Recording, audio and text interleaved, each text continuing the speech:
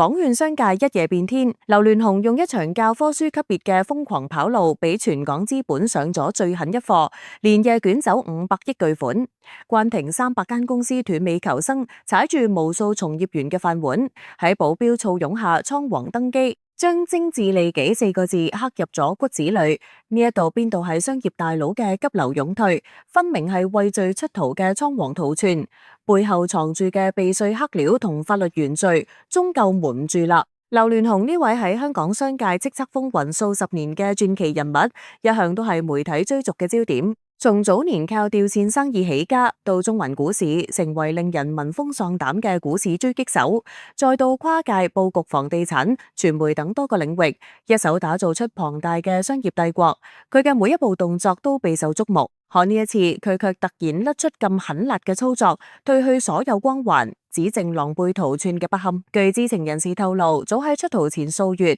劉鑾雄就已經暗中佈局。佢頻繁同旗下公司高層召開秘密會議，選址均為極其隱蔽嘅私人會所，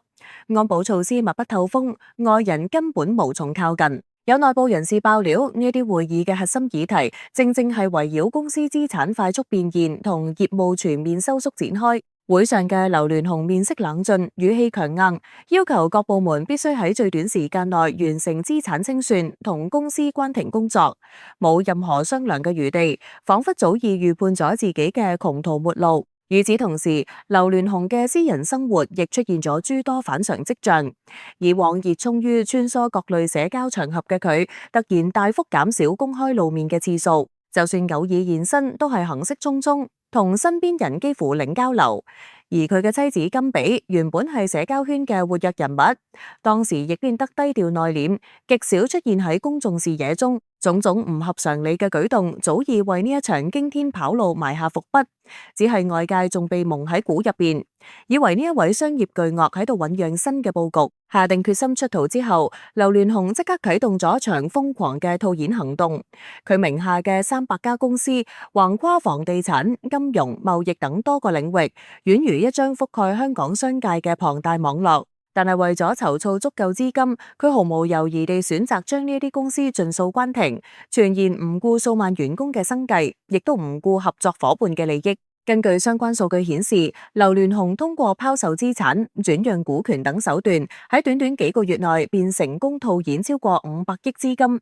呢一個數字嘅背後係無數家庭嘅破碎同企業嘅危機。所謂冇風唔起浪，劉鑾雄咁急切淡套現跑路，絕非無跡可尋。分析人士直指核心，一係稅收政策嘅收緊斷咗佢嘅避稅後路，二係澳門嘅引渡請求令佢面臨牢獄之災，雙重重壓下，跑路成為咗佢唯一嘅選擇。香港回歸之後，為推動經濟發展，推出咗一系列稅收優惠政策，咁其中就包括上市公司股東嘅股息收入免止個人所得稅。呢一個政策曾經成為眾多商人嘅避稅捷徑，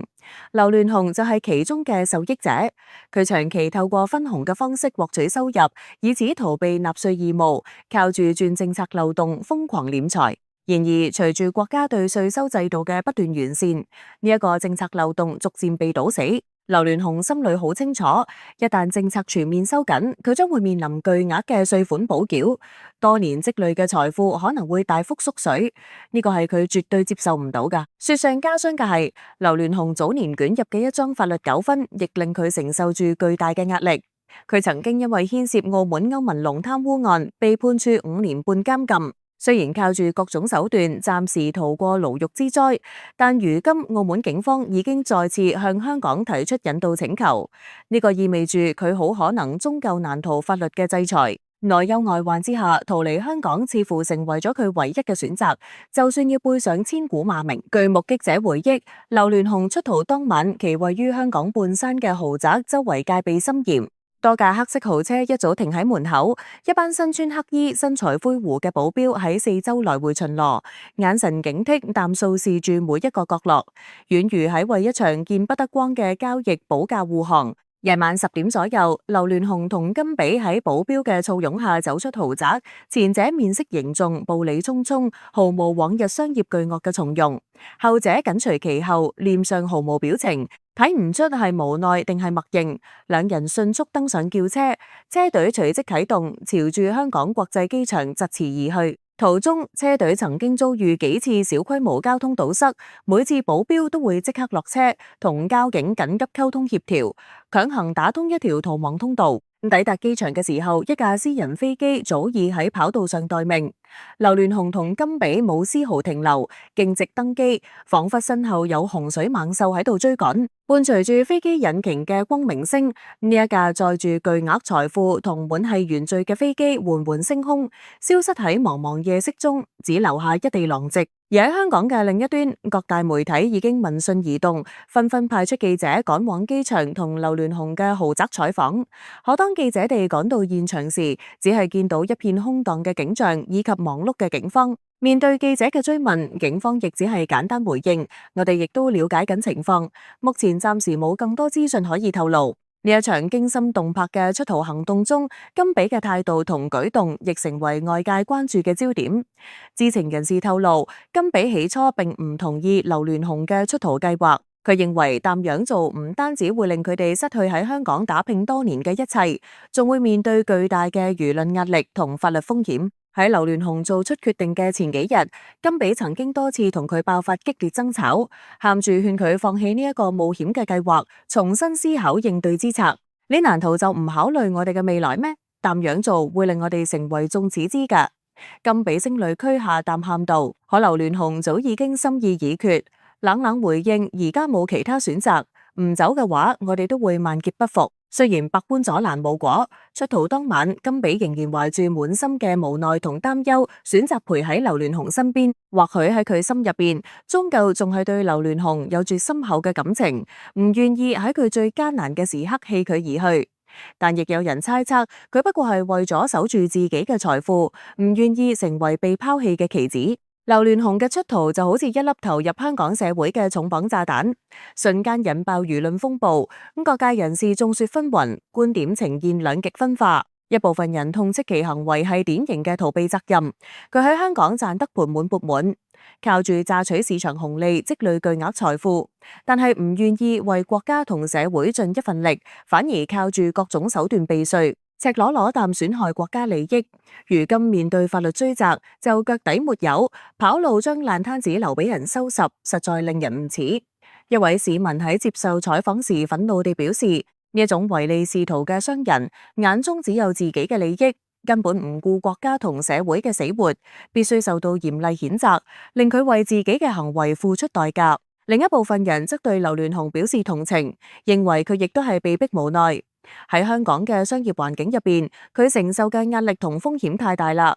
稅收政策調整，加上法律糾紛纏身，換邊個都要慌。一位商界人士坦言，佢打拼咁多年先攢下呢一份家業，如今卻麻煩纏身，逃離或許係佢保護自己同家人嘅最後辦法。但呢一種聲音好快就被鋪天蓋地嘅譴責聲淹沒，仲有千萬種理由，亦都唔可以以損害他人同國家利益為代價逃避責任。而喺網絡上，關於劉鑾雄嘅討論更係鋪天蓋地，相關話題熱度居高不下。有網友調侃：500億都可以帶住跑，果然有錢真係可以為所欲為啊！亦都有網友嚴肅指出，呢一種行為嚴重破壞咗社會嘅公平正義，挑戰咗法律嘅底線，一定要追究到底，唔可以俾佢逍遙法外。更加有網友犀利點評，佢唔係商業傳奇，只係個精緻嘅利己主義者。巔峰時靠鑽空子捲線款跑路，落魄時毫無。可即使逃到咗英國，劉鑾雄都冇辦法徹底擺脫法律嘅制裁。澳門警方嘅引渡請求再次將佢推上咗風口浪尖。雖然香港同澳門同屬中國，但兩地嘅法律體系存在一定差異。呢起引渡案涉及複雜嘅法律問題同程序。香港政府方面表示，會嚴格按照法律流程處理今次引渡請求，同澳門方面密切溝通協商，確保整個過程合法、公正、透明。不過引渡程序繁瑣複雜，需要經過多個環節嘅審核批准，成個過程好可能會持續好長一段時間。喺呢段時間，劉鑾雄只可以喺英國過住提心吊膽嘅日子。佢心入邊好清楚，一旦引渡成功，等待佢嘅將會係法律嘅嚴懲。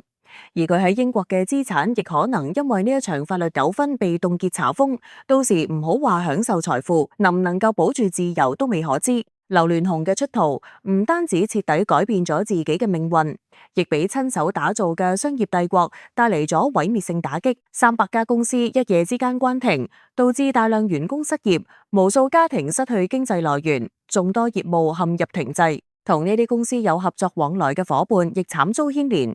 唔少供應商因為收唔返貨款，面臨資金鏈斷裂嘅危機，甚至被逼倒閉。好多客戶因為無法獲得產品同服務，蒙受咗巨大損失，成個商業鏈條都因為佢嘅出逃陷入咗一片混亂。而呢一切嘅代價都由普通從業員同合作夥伴嚟承擔。除此之外，劉鑾雄嘅行為亦對香港嘅商業環境造成咗負面影響。佢嘅跑路令部分投資者對香港商業環境嘅穩定性產生咗質疑，可能會引發資金外流，進而影響香港嘅經濟發展。同時呢起事件亦都掀起咗全社會對商業道德同法律責任嘅深刻反思。商業上嘅成功唔可以只睇財富嘅多少，更要守住道德同法律嘅底線。靠鑽漏洞被法律換嚟嘅財富終究喺空中樓閣，隨時可能崩塌。只有堅守底線，承擔起應有嘅社會責任，先可以真正實現長久嘅發展同成功。一位商業專家喺接受採訪時淡講：如今劉鑾雄已經喺英國開啟咗新生活，但佢嘅未來究竟會走向邊方，依然係一個未知數。喺異國他鄉，就算手握巨額財富，佢都面對住重重挑戰，語言唔通、文化隔閡、法律環境陌生，呢一啲都令佢嘅生活過得並唔輕鬆。更重要嘅係，佢仲要時刻擔心引導嘅風險，被負罪感同恐懼感包裹，根本無法安心享受生活，只能夠喺提心吊膽中度過每一日。與此同時，佢留喺香港嘅商業遺產正慢慢消散，曾經風光無限嘅商業帝國，如今朝早已經化為過眼雲煙。佢嘅名字亦從商業成功嘅象徵，徹底淪為咗逃避責任、規避法律風險嘅代名詞，被釘喺港圈商業嘅恥辱柱上。而對於香港社會嚟講，劉鑾雄事件無疑係一記沉重嘅警鐘。佢時刻提醒住人哋喺追逐財富同成功嘅道路上，永遠唔可以越過道德同法律嘅紅線。無論係商業巨鱷定係普通從業員，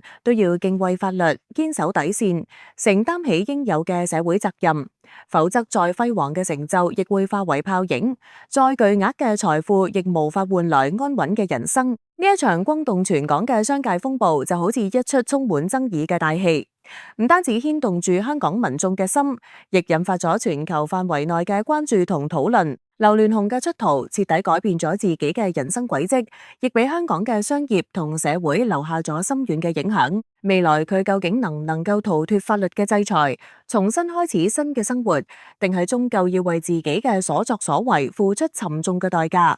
呢一切恐怕只有時間先可以俾出答案。但可以肯定嘅係，違背法律同道德嘅行為終究會被清算。所謂嘅全身而退，不過係自欺欺人罷啦。